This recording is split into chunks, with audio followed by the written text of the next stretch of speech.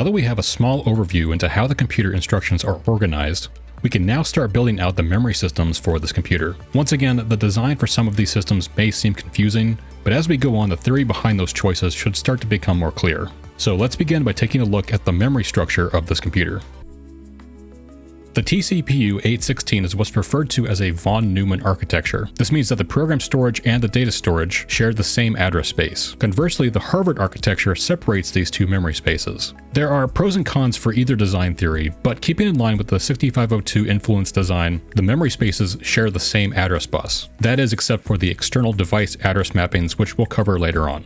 The address bus is 16 bits wide, thus the total memory address size is 64 kilobytes. From a strictly hardware perspective, the first 2 kilobytes starting at address 0 are reserved for the ROM. The rest of the address space is reserved for the RAM. However, the last page of the RAM starting at address FF00 in hexadecimal is reserved for the stack space, with the very last byte at FFFF being the virtual stack pointer. The stack is not relocatable and there is no hardware stack pointer. Instead, the stack pointer is created virtually by the control logic.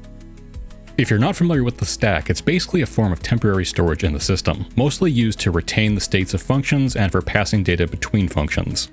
But we'll cover it more in depth later on when it comes time to create the control logic. What we have now are 2 memory devices sharing the same address space.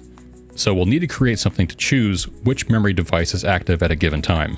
And because these devices contain all the program data, we need something in our computer to keep track of where we are in the program flow.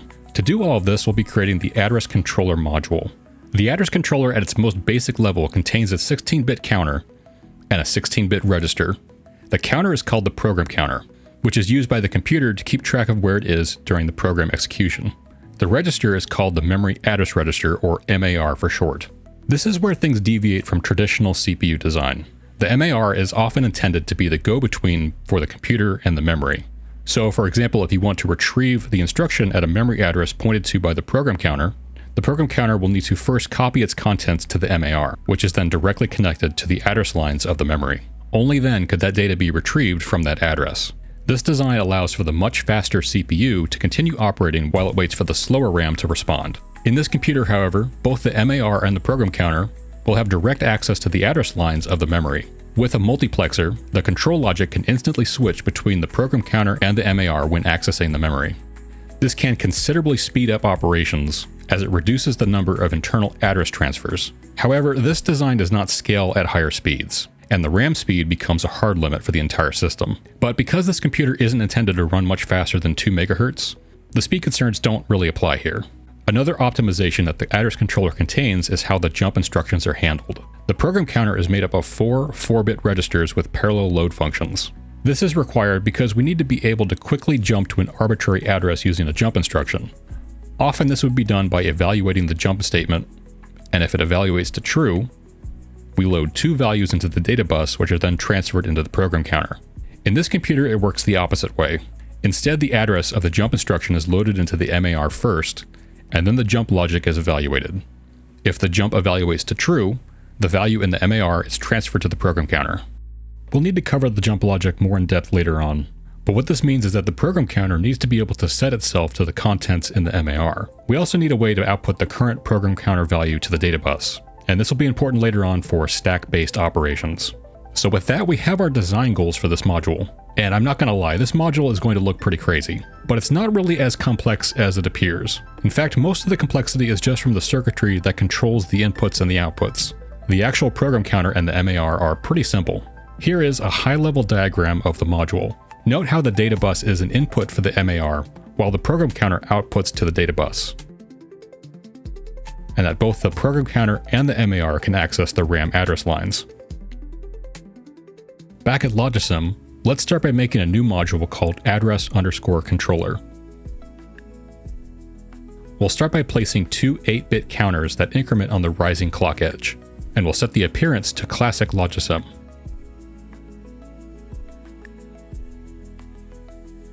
Next, we'll place 2 reg chip modules for the high and low MAR registers. Let's start by creating all the inputs and outputs for this module. For now, just copy all the inputs that you see into your own circuit, and as we start building out the module, you'll see what each input does.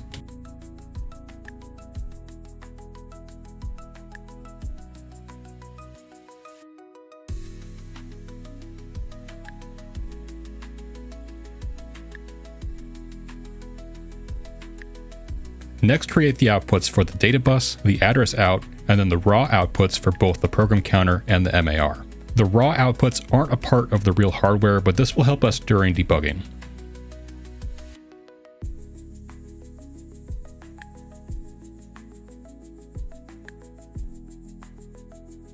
Now that we have the inputs and outputs ready, we can start wiring them up.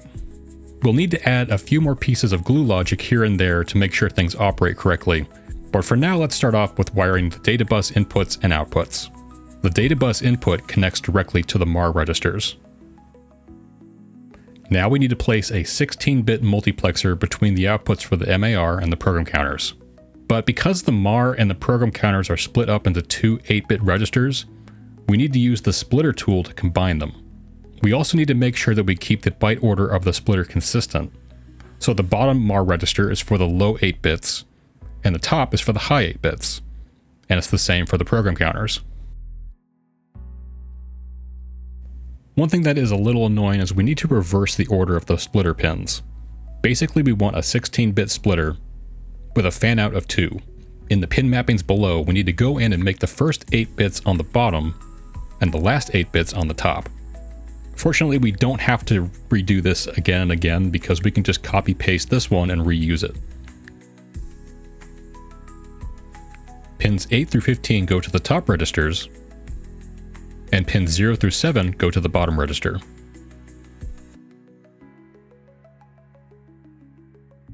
The output of the splitter then goes to the bottom input of the multiplexer. Copy paste the splitter and do the same thing for the program counters.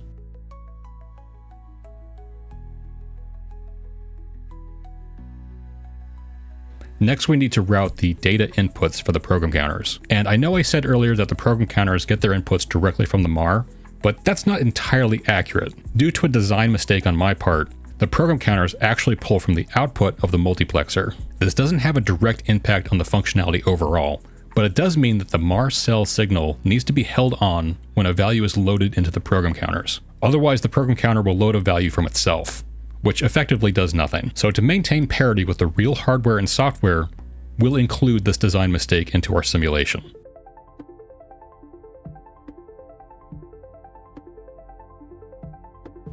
We also need a way for the program counters to output their values to the data bus.